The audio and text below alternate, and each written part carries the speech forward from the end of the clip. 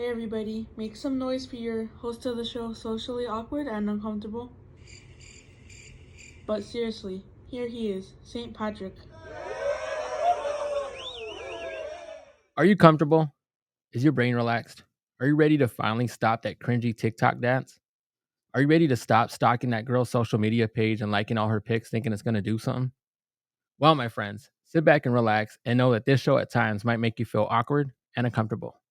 Not uncomfortable like when you're at the light and someone is holding a sign asking for money and you look around like you're actually looking for money or acting like you're on the phone.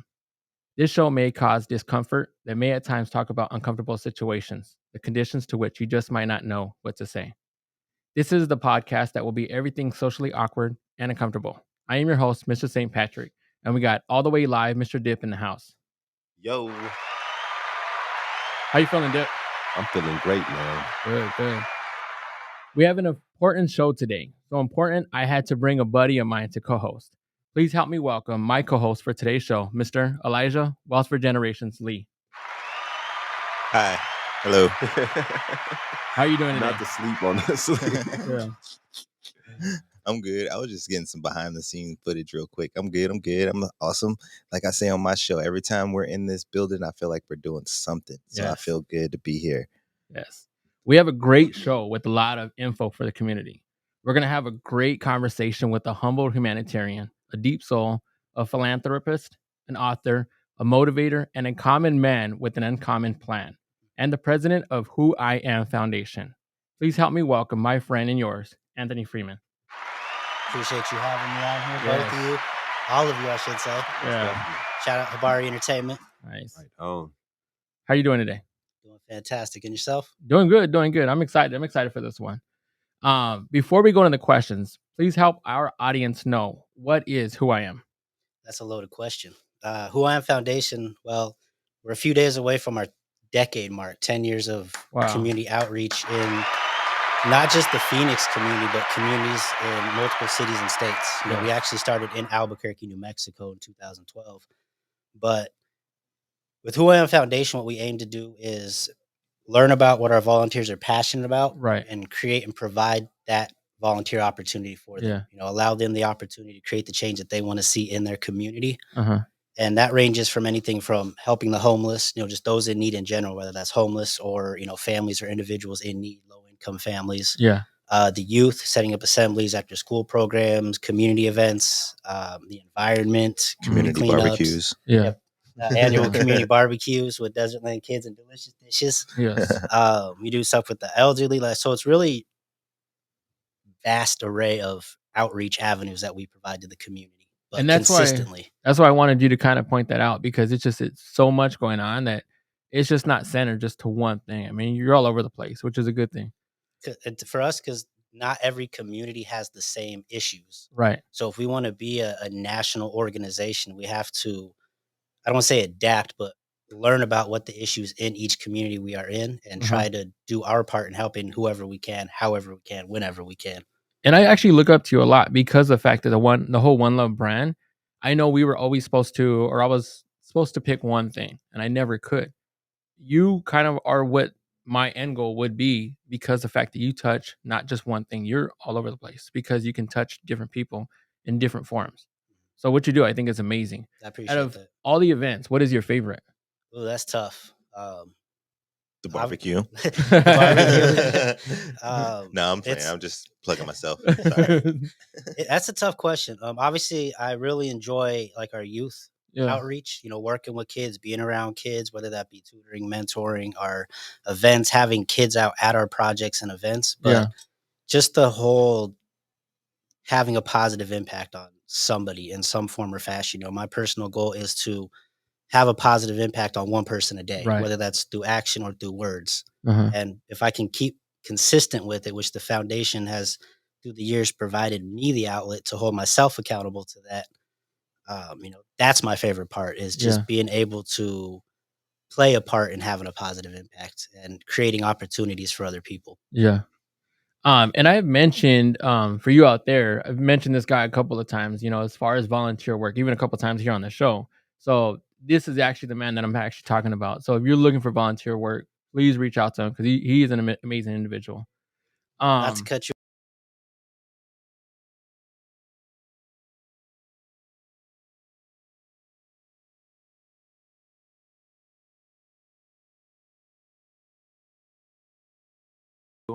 To be able to, put that foot and just keep walking.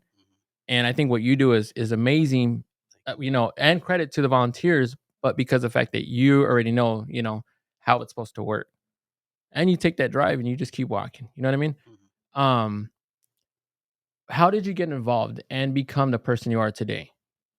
So when I became part of the foundation, it was 2013. I was actually homeless myself in Albuquerque, New Mexico, Mm-hmm. and I crossed paths with Keith Collier, the founder of the foundation. Yeah. And long story short is, I say he adopted me. He gave Yeah. me a place to live without knowing me from, somebody else in the park that I was Right. staying at. And so, he kind of presented the foundation to me, and he'll tell you to this day, he didn't think I wanted anything to do with it. Yeah. And so I became a volunteer. My first time volunteering was an anti-bullying assembly at Albuquerque Job Corps. Yeah. And this is fresh off being homeless, not having anything but clothes on my back and, Yeah. a backpack that had whatever in it. And so what that assembly did was it showed me that you can have an impact Uh-huh. without any money, Right. because it was a full auditorium there. We had presenters that were on both sides of the bowling Right. and not a dry eye in the building. So just to be able to see that impact that, we were able to make, that kind of lit the fire. Yeah. And then just as we've continued growing, I feel like I found what I'm supposed to be doing. Yeah. I've always, like enjoyed helping people in different ways, and never thought that it would be like 10 years in, I'm Right. still going to be, playing a part in this, organization. So yeah, just, going from homeless to volunteer and then to vice president at the time within a span of 3 to 4 months with no prior experience was like the opportunity I didn't know I was waiting for. Yeah. And I think it came natural to you. Because you talked about homelessness, is that the reason why your outfits, even down to your socks, I mean, your socks are on point. Does that have a role because of where you came from or because of Um, that stage in your life? no, not necessarily. So the outfit, Yeah. appreciate that. Uh-huh. Starts with the socks. I build the outfits around the socks. Uh-huh. But I actually, I've always been into like color coordination and stuff, but I didn't Yeah. I didn't even know how to tie a tie till I was 25. Didn't own button ups. It wasn't my Wow. thing. But Keith, when he made me VP, was like, you got to wear a tie. Like Yeah. you don't got to wear a suit, but so for in the beginning, I wasn't even tucking my shirt, and I had a button up with a tie and everything. Yeah. But uh, the outfits kind of just grew because every year I add something to the outfit. So it Right. kind of just, to me, it's something. It's I've kind of made my style my own, and it's allowed me to kind of, I don't want to say express myself, but I enjoy putting the outfits together, and Okay. like all the little things, just all I mean, accessories. you and do look whatnot, dapper, but sir. I Yeah. appreciate that. Darn Thank near you. every time I come across you, you're looking Every dapper. single time. Yeah. Yeah. It's crazy because like people that follow my social media, I'll be in public and be like, "What socks are you wearing?" I'm like, all right, let me pull up the pant leg. Yeah. What is the future plans for Who I Am? So we definitely want to keep expanding.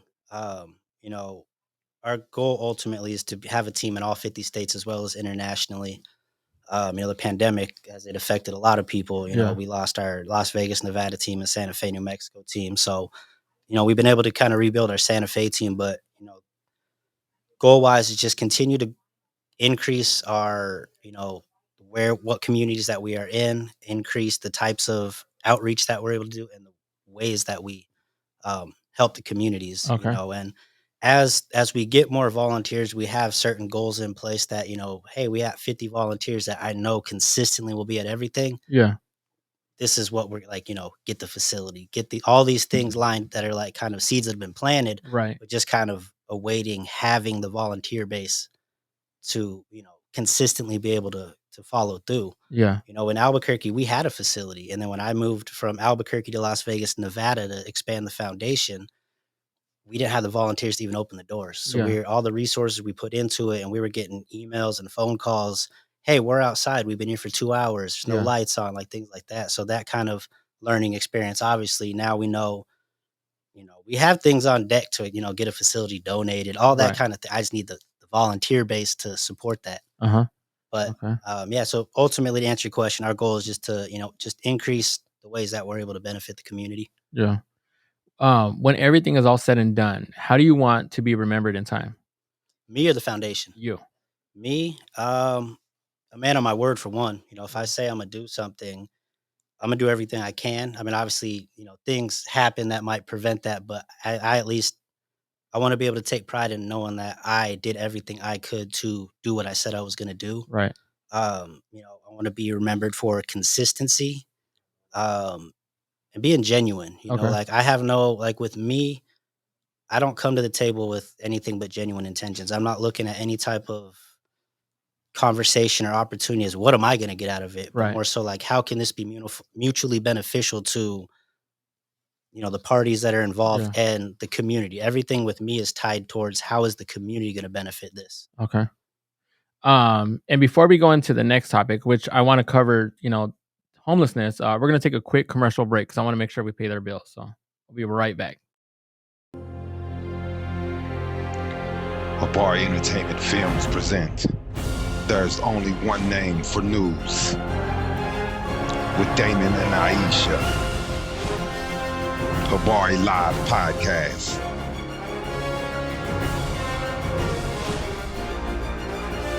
Habari Entertainment, a race against time.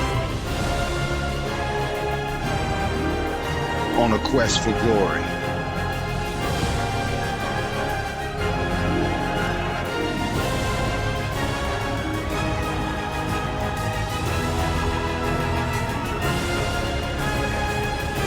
Habari News Weekly, HabariEntertainment.com.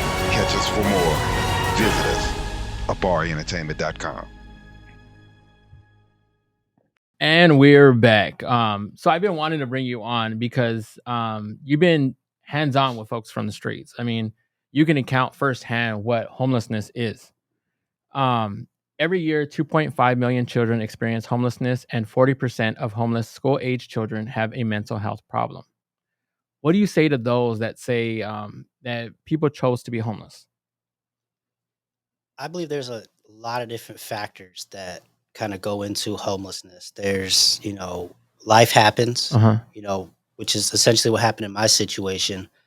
And when I was in my situation, that gave me my first, firsthand experience with having conversations with people about, hearing their stories. Yeah. And a lot of times it was life happening. Yeah. When there are folks that, throughout life, they've never really had to endure a setback. When Right. it happens, they don't know how to adapt to it. Yeah. They don't know how to, you know what I mean?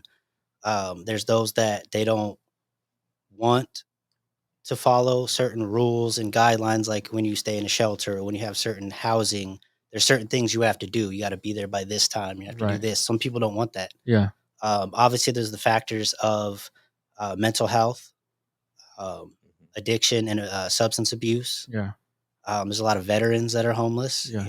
and with that, there's, obviously the PTSD, the different things that that they have to endure and kind of overcome. And also there are resources available that a lot of people don't even know exist. Yeah. So there's not really like, if they don't have access to the internet, how can they really tap in? Or Right. how can they, there's not folks that are really going to those in need. They kind of, okay, we got a building, but you got to come to us, Right. as opposed to being there and going to where the need is. Yeah.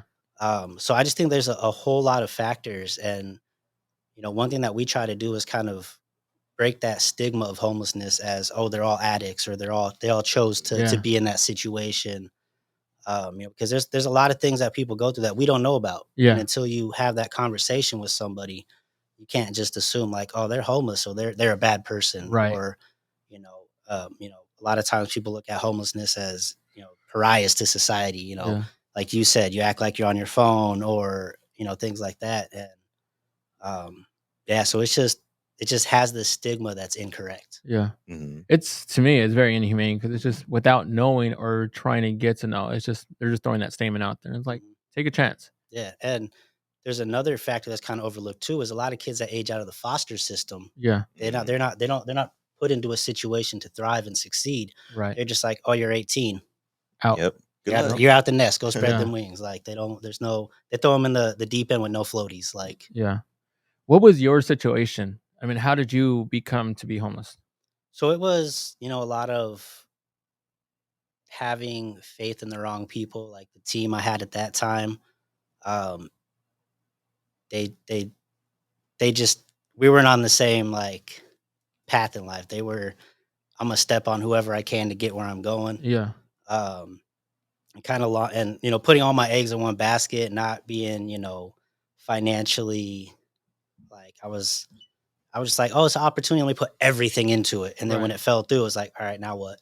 Yeah. And then there was like a investment opportunity that came up that I didn't take part in.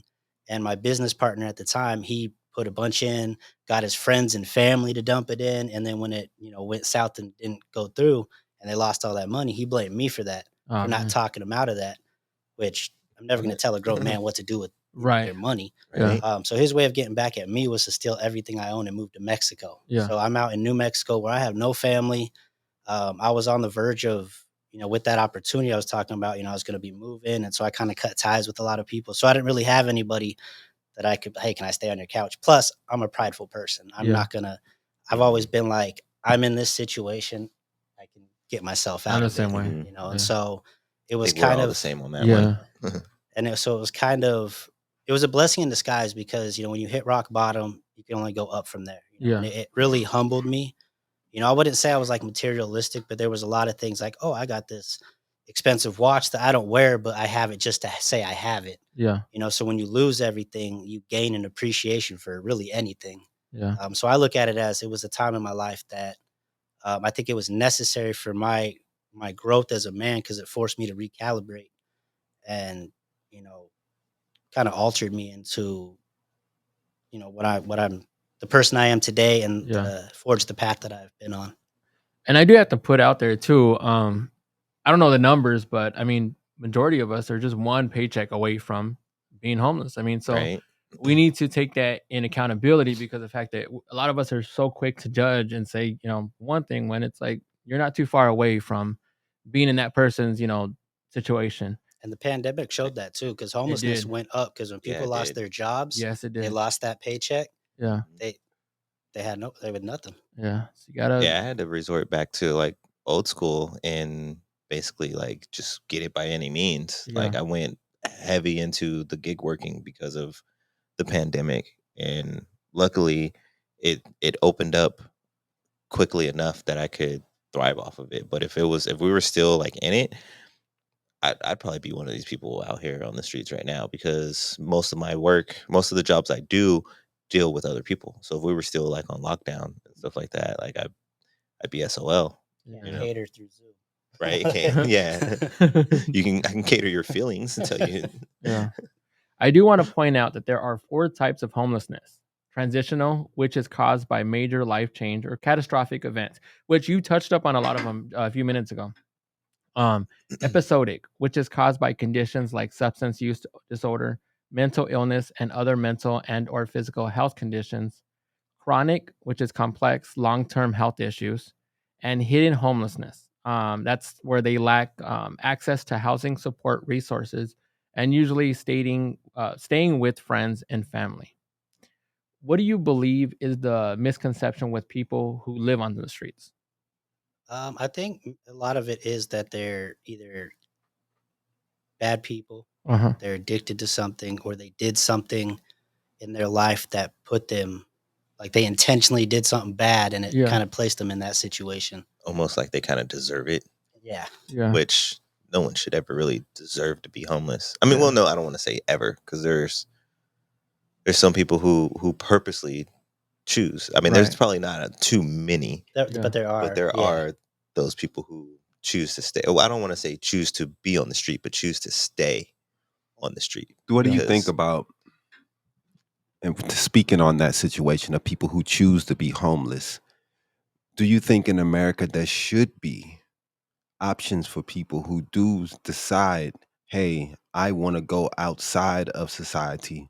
I really don't want to deal with society. Is there a place for me where I don't have to deal with the rat race? I don't have to deal with capitalism. I just want to live, outside. I just want to be away from it. You know what I Yeah. mean? Like we should have areas, Yeah. set up for these type people to live. We just being throwing them in the streets and letting them go is it's kind of ridiculous. Sometimes people just want to get away from it for a while, man. And I think that we need options for these people. What do you guys think about that? So I do have to chime in because I was interviewing a few different homeless people, just trying to figure out where where they're coming from. I want to get the idea, even from a woman, because of the fact that there's so much going on with security and everything else. But to answer your question, he had one of the gentlemen that I was interviewing had mentioned that there's a spot in Blythe, California, and it's in a deserted area where they can come, they can have their tent, and it's a community that works together. That way, they don't have to necessarily, Right. And I thought it was pretty dope. I'm still looking into some more of the information because I think it's for people that are looking into it, they have another added resource. That's exactly what I was gonna kind of pinpoint out though too, because I feel like if you are if I come across you and you're in the center of Phoenix downtown and you're claiming that you want to be off the grid and you want to be away from society and everything like that, Yeah. then why are you homeless in the center That of center of the Yeah. and that, busiest like cities. because I do agree with what Dip is saying. Like Yeah. there should be a place, and being that there's a Blythe, that's a beautiful option. Yeah. You know what I mean? And if you're coming to me talking about, hey man, I'm trying to get this Greyhound, I'm stuck in Phoenix, I'm trying to get this Greyhound to get to Blythe, like that would make more sense. Yeah. But if you're just coming to, and I see you this week, and then I see you the next week, Right. I think and you- people don't see options. They don't maybe know about those options, Right. or they say, "Hey, this is my best way to survive. Being in the middle of the city, I see more people. I can get more handouts. I can get more people to help me." That's what people probably are thinking instead of living somewhere in the middle of nowhere by themselves. Yeah. But Well, if no, there no, was that's an what I was saying. infrastructure set up, you know what I mean? It's here. It's hard to get to Blythe.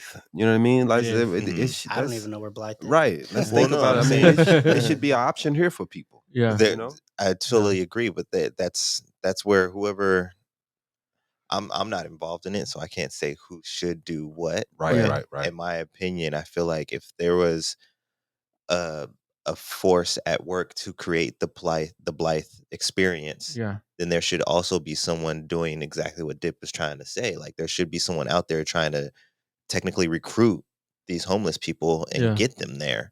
Right. And spread the knowledge that they're there. And there's plenty of other options where that can happen. But I'm just saying, like, you shouldn't be in the center of downtown of whatever city you're Yeah. in Yeah. trying to claim that's what you want. Then why are Right. you in downtown? Right. Like, you Yeah. should be trying to search on how to get out of there. Right. And I mean, I know it kind of sounds a little harsh, but it comes down to what do you really want? Yeah. Is that if that's what you really want, then you'll go for it. Yeah. You know?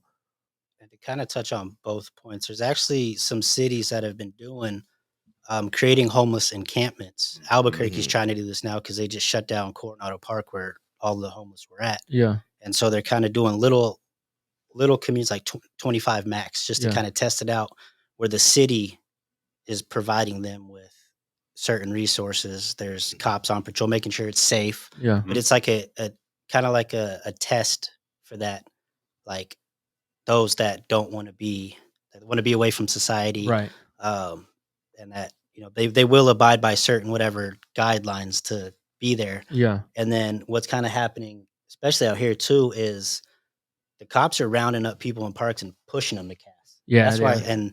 And another thing that's happening that a lot of people don't know about is a lot of, especially like Midwest cities, they'll find the homeless people and they'll get them a one-way Greyhound and ship them to the West Coast. Because in Yeah. their mind, it's like, if you're going to be homeless, why not be in good weather? Yeah. Mhm. So like when you're talking to a lot of people, it's like, oh, I'm really from,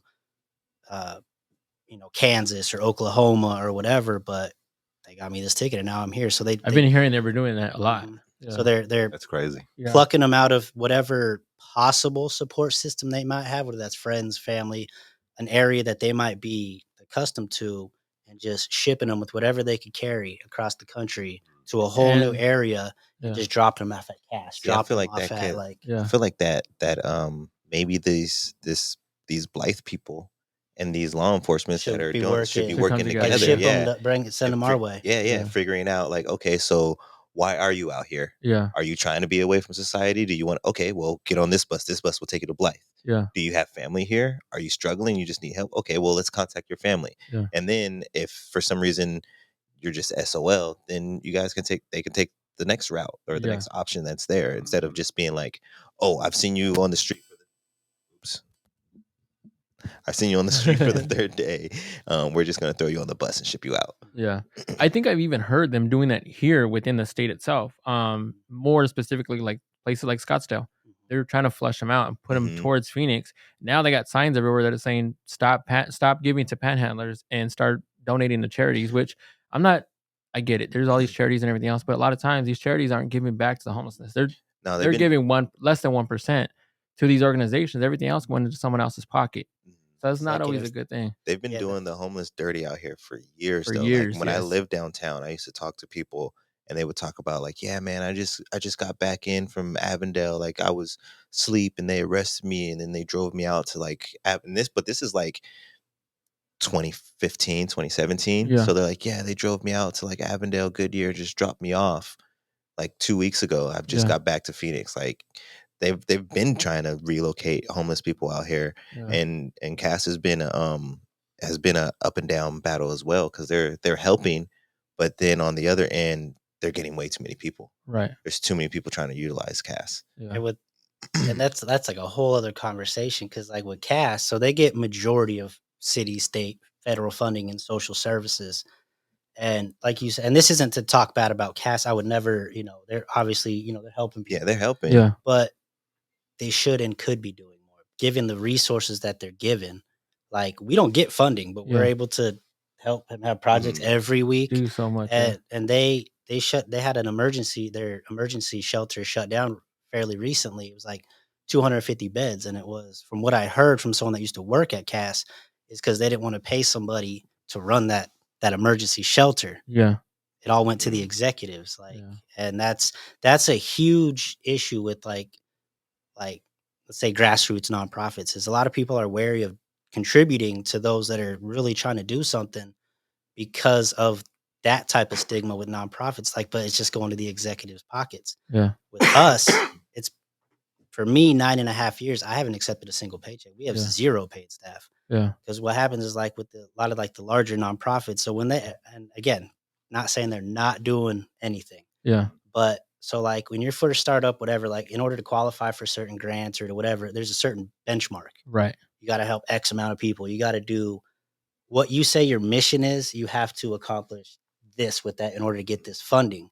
And as the years progress, that funding increases, but that bottom line stays the bottom line. So Yeah. instead of going up with that funding and helping more people, Yeah. it's you're helping whoever you have to help. And so that's why these executives are getting these bloated salaries, and people are looking at it like, well, if I'm going to donate, it's just going to go to pay executives. And that's not the case with a lot of like the smaller nonprofits. You might not have heard of them, Yeah. but I don't want to say they're doing more than those organizations, but they are genuinely out there, trying to make moves in the community. Yeah. Do your research on who you're donating to. Yeah, Even for sure. who you're volunteering with.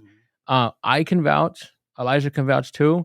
Anthony's on there firsthand. Like if you're at an event, he is there. He's interacting. He's doing everything. So please. I mean, please, 8 times please. out of 10, there are like 4 different locations he travels. Oh, yeah. So Yeah. So I've missed in Phoenix in the 7 years I've been here. I probably missed like 4 projects and events, and that was because I was in Albuquerque or Vegas. Yeah. You know what I mean? Yeah, Like, yeah. I was still doing a distribution to clean up somewhere. Not trying to else. discredit him at all. I'm just saying, I don't want He's someone to show interesting. up one day and I'm not there. and he's 'cause not I'm out of there. town. And like, no, he's in New Mexico. He's at a New Mexico event though. Yeah. Like, Either way, he's still at an event pushing, the message and everything else. Let me ask a generic question. What do you believe is a solution to ending homelessness? Housing is a big one. And there's stuff that we ourselves as an organization aim to do. It's just, again, having that volunteer based. When I first moved here for the first 2 years, I actually worked with a developer.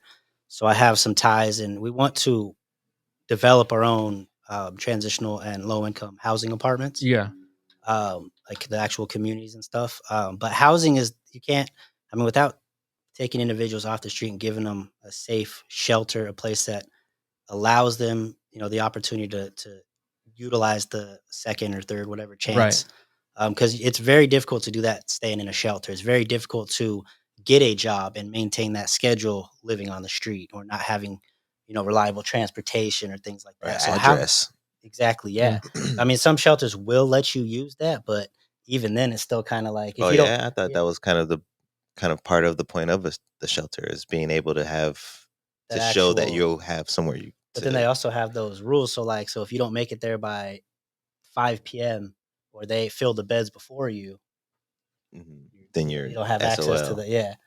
Dang. But yeah, I think housing, and then also all the different resources. So regardless, like whether they have mental health issues, substance abuse, what the individual is dealing with, the resources for them to get that assistance. And a lot of times, myself included, Yeah. you're not going to ask for help. So if you present them with something like, hey, these are your options, here's 10 substance abuse counselors or programs, Yeah. allow them to kind of, make that decision. And then that kind of tells you who really wants to better their situation. Yeah. Because like we were saying, there are folks that they don't want all that. Yeah. So that kind of allows people to, because we've noticed that, we have like a resource event and, people are like, oh, I'm good. But then they see a flyer and they might take that for later. Right. Yeah. Then they reach out and they get that help, but they don't want to be seen asking for help and things like that. Yeah. And that I got to pick up on what you had said about that address. I mean, that address is a big one. They make it really hard for people trying to get a job because you have to put that down, as an address and stuff like that. Even the credit thing, I kind of really didn't like because the fact that they're running credits now. And a lot of people, they're just needing a job. And it's like, oh, we got to run your credit. And it's like, they put them in an awkward position to be able to get hired and stuff like that. I never understood that. Like, I have no idea I know it's happening. Yeah. But like, what is the actual purpose of you running my credit for a job? They want to see if you're like responsible. So if you're having Who a good, cares if I'm responsible? exactly. I mean, I agree with you. I mean, not who cares, but and there's responsible people with horrible credit scores. Yeah. Like there's millionaires with horrible credit scores. And there's people in bad situations that are good people that have bad credit scores because of the fact that they're eating off of their credit card from, trying to make it to survive. And actually, to be honest, like if you're homeless and you're on the lower end, on the low end, you're probably gonna have bad credit. Yeah. if you're going through those kind of situations, you know what I mean? Either that or you probably have none. Yeah. I don't know, like, there's could be those people out there that they're young and they didn't really establish it yet. Yeah. Or if you're older and you're SOL on the street, like I'm pretty sure if you had good credit, you probably could have finagled a hotel room or something and not been on the street. Yeah. Because if like the pandemic, for example, responsible, successful people, pandemic happens, lose their job, don't have a paycheck, can't afford the mortgage, house forecloses, Exactly. horrible credit. Yeah. Yep. And it's not because they're irresponsible, it's life. Yep. Life happened, and I mean, so that credit thing, that doesn't it doesn't make sense to me at all. That's not a valid like measurement of somebody's credit score. Yeah, like I didn't have a good credit score till I finally paid off my student loans, and that took years. Yeah. But yeah. Yeah. Why do you believe it's so hard for our government to want to help or even try to help fund or offer resolutions? I think a lot of times what happens with a lot of like city and like state officials is their constituency, like their numbers are important. So Yeah.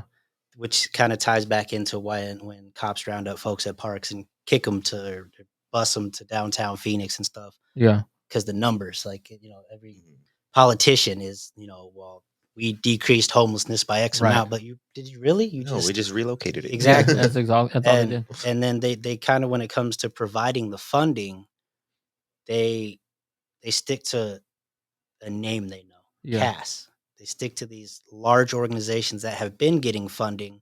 They've been meeting the benchmarks. Yeah. So they're just like, here's all the funding, instead of doing their due diligence. And, because I've done presentations to like the mayor and all these other things, and like they still, we're probably still just going to give to, so and so, like, all right, like, but yeah, because they just, that familiar name. Yeah. And they're not really fully in the community to understand the issues. They understand the issues of those who show up at their town halls, Yeah. those who are voting for them, those who are, things like that. And, Yeah. that's why when Crisco Kid was running for mayor, I was happy because Crisco's in the community. Yeah. Like here, Houston, back when I knew him in Albuquerque, like Crisco stays in the community. So when he ran last year, was it 2 years ago, I was really, hoping that he would get it, because he does take the time to, he comes out to our distributions. Right. And that's that's what separated him. One of the many things that separated him from other officials, because we've had councilwomen and councilmen and senators come out, but it's a photo op to them. They're not out there to really help. They just wanted the appearance of, well, I was out there helping the homeless. Like, you came for 5 minutes and took a picture. Like, almost like the kissing baby. Yeah, like the camera was here, and you're like, you know what I mean? Like, we have photographers out there too, but ours is more so because it raises awareness. It humanizes homelessness. Yeah. All the pictures Dimitri gets, they tell a story. They're not, and people be like, well, you're taking pictures because, you're exploiting them. How are we exploiting? The pictures allow us to get volunteers to continue helping. Yeah. They allow us to get the donations of the, items that we provide to individuals. Like, it's what drives us. Happy. Yeah. It shows majority of the time they look happy. Yeah. And so there's a difference of photo op, and this is what helps fuel what we're able to do. Right. But I was able to interview Cisco when he was running for mayor. I was with him. I thought he was going to do a good job, but I knew it was going to be a tough haul for him. You know what I mean? But I really was backing him, and he was a really good interview, man. Just talking to him, getting to know him a little bit, man. I thought it was pretty dope what he was trying to do. Hopefully, man, he can run again. You know what I'm saying? Because you want to set that foundation and keep trying, or at least go for something smaller and then go. But I would love to see him in office because I just think he's a great leader. Yeah, and he was actually approached for running. One of the city council members, their term is running up. Okay. So people have been like, do it. Yeah, man, and, he should. He should. And that would be a good start, like, because it's very difficult to go from no politics to mayor. Exactly. But if you do, city council member, and with Crisco, it's, he's supported the foundation for years. He's come out lots of times. He'll donate to us. We work together a lot. But he said that when he ran, it was obviously he was, wanting to win so he could make an impact and create change, but also to show other people that if you want to do something, go for it. Whether you win or lose, that's real. Step out of that comfort zone and pursue what you would want to try to do. Yeah. Make yourself socially awkward and uncomfortable and do it. Exactly. Yes, exactly. And yeah. The world is a very scary place, dangerous place. So with that being said, how do we connect to our people on the streets? Volunteer with Who I Am Foundation. No, I mean, that's real. That's real. I mean, volunteer just in general, whether it's with us or not, but you're not really going to get a good impact unless you do it with the Who I Am Foundation. Unless you do it, you're like, you have that personal, like that interaction, like talk to someone. I'm not saying like every person you see pull over, but if you just volunteer your time with any organization, I highly suggest doing it with an organization, because I've seen a lot of times people come together and they want to go and do things. But when you do it like that, you don't know what you should and shouldn't hand out. You don't know the safe area. Like, I highly suggest that you do it with an organization. Plus, if you do it with an organization, you don't have to come out of pocket yourself. Yeah. Right. But just taking the time to go and participate and volunteer, I think that is really the only way. And like you said, if you're not sure, Who I Am will help you and figure out what it is that you want to do, and they can help you. So Who I Am. Yeah, they helped me out with. I've thrown many of ideas at Anthony, and I would say we probably executed at least like half of them. Some of them were just, I think, a lot. So some of them are just too crazy and out of budget. But Who I Am Foundation and Anthony, they as an organization, they're definitely willing to, I guess, critique whatever they have going. Not necessarily what they have going on, but they're willing to help you bring to fruition however you want to help in the community. That's a better way of saying it. There we go. What is your message to those that help and give but are quick to post about it, or will post themselves in the picture, like you guys were just mentioning a little while ago?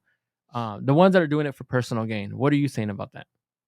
It's something we've seen through the years. And one thing that, I mean, like I said, we take pictures, but for any nonprofit, I think what you guys do is different, though, because you guys are just putting the events out there and allowing the people to come. These people are going to them. And I gave this person $1 selfie. Yeah. I don't.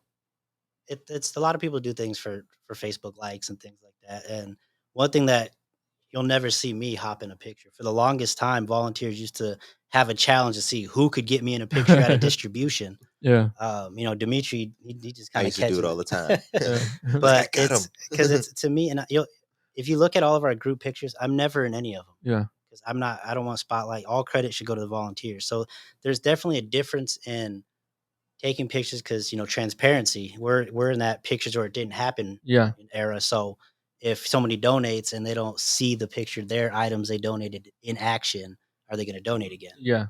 And there's a difference in that. And look at me, I'm a good person. I just gave someone, the dollar, whatever. And I always also suggest to people not to give money, not only because they spend that money, they're in the same exact situation. Mhm. If you want to help people, make some little care packages, keep them in your car, give them essential necessities and hygiene items. Don't give razors. Yes. Police No departments in razors. many cities and states have said those are weapons. Yeah. Mhm. So no razors and no mouthwash with alcohol in it. Other than that, Mhm. socks are the most requested item by individuals What about nationwide. what about sanitizer? Because I was actually thinking about the mouthwash when you're starting to list, but there's alcohol and sanitizer as well. So is that a no or? During the pandemic, we kind of handed out, but normally I wouldn't, just because again, if they got that substance abuse, and they're gonna drink that. Yeah. They're not gonna use it as sanitizer. They're gonna get that fix or whatever. But like Yeah. socks, toothbrushes, toothpaste, deodorant, things that kind of have multi-use. Mhm. Non-perishable snacks are always good. If you give cans, Pop Tops. A lot of times people donate Yeah. canned items Yeah. if they don't got a can opener. Right. Now Yeah. they're out there like a caveman trying to bust it open with a Mhm. rock and sticks. Like, Right. but I think it's more beneficial that way because it's something multi-use, and you'll kind of know what they're trying to collect money for and things like that. But I Yeah. always suggest not to give money. I've had times where people approach me and, I'll give them my card and I'll say, you find a way to contact me, we'll help you. And when Yeah. I say help you, we'll help you find a job, we'll help you find housing, we'll help you. Like, Yeah. and they've ripped my card up and been like, nah, I just want some money. Like, Yeah. I paid for those cards. You could have just gave it back. Right. I do have to point out feminine products too for these Yes. women that are on the street Mhm. because they don't have that opportunity. You brought in a list of good items, but for women too, feminine Absolutely. products. So, Absolutely. and I do have to carry on what you said because of the fact that you're not in these pictures. That's what the whole One Love thing is. Because of the fact that probably 80-90% of the time I'm not in these pictures because that's not me. One Love is literally it's everybody. But the only time that I'm in there is when I'm forced to be. Like when we're doing the interviews and everything else, I'm trying to get everybody else to be involved so that way everybody that's watching it, they can be like, okay, that's me. Someone can connect. I just want to be the person behind that's kind of just able to kind of give my ideas and let people run with it. But I have to agree with how you're saying because of the fact that it's not my thing. It's just I want everybody to kind of carry on with it. And, and it's also like not being in the group pictures, the volunteers, like a lot of people want appreciation, Right. recognition. And that's our way of kind of like, you can have the credit. Yeah. Take that. I wish I could be completely behind the scenes. I never wanted to be the face of the organization. I feel like I work better in the shadows. Right. But having been with the foundation 9.5 years, I don't really think there's anybody that knows the foundation like me. So Yeah. when it comes to doing like the media relations type things, there's really nobody else that can do it. Right. So I'm Yeah. kind of You forced have to. to. Yeah, and Yeah. I've never been always hated public speaking. Or where you at, Keith? Get some traveling in. He's- He's pretty much retired though from being around, right? Being out. He's just. Yeah, but like, yeah, But I would like, love to it's- meet him one day. Yeah. Just saying. A Just lot throwing of that out people. there. A lot of people. Saying that would. out He's Yeah. he's like the Wizard of Oz. Like he's yeah. But I've always just wanted, public speaking for me has never been. I've never been a spotlight person in school. I was always like, I'll do the work, you do all the presenting. And so for me, doing the media relations is for me. Personally, it helps me grow as a man. Right. And grow in my position as well because it forces me to step out of my comfort zone. Yeah. And I can't, you said I'm a motivator. I would never call myself a motivator, but I wouldn't try to motivate people to step outside of their comfort zone if I myself am not. I see a lot of making stuff that that you're effort. posting, and it motivates me. So that's why I appreciate that. if it motivates me, it's a motivator. I appreciate So that. yeah. Another thing that I have to say that you taught me, I don't know if you know, but I used to a lot of times in the beginning stages of One Love, I would literally, if someone needed money, I'd give them some cash. You taught me don't give money because you're crippling the person, not necessarily in those words, but in that format. So because of that, now I'm trying to figure out, okay, what it is that you need help with. How can I help you without giving monetary stuff a lot of times? Even a printout of resources in different areas of town Yeah. that you could hand them. Yeah. And that way that kind of points them like, oh, I didn't even know that I could get bus fares donated and Right. get to this and that. So that's if somebody's like monetarily they can't get the items for the care packages and put them together, Yeah. just like a list of resources. Yeah. That helps too. Yeah. And that could possibly help beyond the amount of money that you give them. Because if they go, like I said, regardless of what they spend that on, if they go get food, that money's spent. Yeah. Mm-hmm. So now what? Now they're back at the same spot, same situation, trying to just get that next meal. But you Right. you point them in the direction of resources that could take them out of that situation. Yeah. And what do you say to those people that actually are out there physically attacking and hurting people on the streets? I know there was a big run where people were they would see someone sleeping on the street and they go up to kick them and they would physically cause harm to them. What? I didn't know about that. Yeah, there was a big run on it. The things I would want to say, I can't say because I'm the president of a nonprofit organization. Yeah. Don't worry, I kicked their ass. It's really unfortunate, and it's just life is already tough for these individuals. Right. So to Right. find people in the most vulnerable state that they could probably be in and attack them, Yeah. to me, it says it's a lack of character in there, Right. and it just shows. Like I can never take anybody seriously if they, once in their life, just attacked a homeless person out of nowhere. Like I'll be Anthony's official translator. But the crazy If you part do is that kind of shit, you're a piece of shit. most of the people that do get, that are victims of crime are people like, that are homeless, mentally Mhm. ill. They are the victims. You know what I mean? So people love preying on the vulnerable. Weak So people. I mean, that's Weak how people. that's how they are. These are people that are easy targets, and people prey on those types. So Mhm. to me, helping these people, and if the government would do more, it would be less crime, less people getting hurt, less things happening. Because I mean, I even seen a thing where it was a serial killer going around killing homeless people Mhm. because they were just easy victims, sitting on the ground, in the middle of the night, sleep. He was just running them over, killing them, just doing all type stuff, man. So Remember, there was a point too where there was a I want to say in California, I think it was, there was a guy that was going around raping homeless women, Wow. right, and but he would he was like targeting drug using right, homeless women, so they couldn't really say anything, right. so he'd like go out and kind of lure them in with the drugs, like, hey, I got some cocaine or I got some crack for you, want to come, blah, blah, blah, and they end up raping them. So then they're in such a negative situation that they can't really call the cops. They can't be like, oh well, I went to go hang out with this guy to go do some heroin and he raped me. Like, What are the cops gonna say when you like, well, okay, you're an addict, so am I really gonna take you for your word? Like, right. And then too there, and then you have this stigma too. Like, I know there's a lot of cops out there that want to say that they look at every person as just a person, but that may not be 100% true. Right. And there may be certain people out there, certain cops and officers out there that kind of look down on the fact that you are homeless, and they're not going to want to, like you said, they're not going to want to take them seriously or not. Yeah. So, as we start to wrap up the show, I wanted to say this quote that I had seen. Because I seen a video one time where this guy was just in tears and he was just like, "Man, all I want is for people to know is that, I'm a human being." Mhm. So, this quote is actually by Mother Teresa. It says, "We think sometimes that poverty is only being hungry, naked, and homeless. The poverty of being unwanted, unloved, and uncared for is the greatest poverty. We must start in our own homes to remedy this kind of poverty."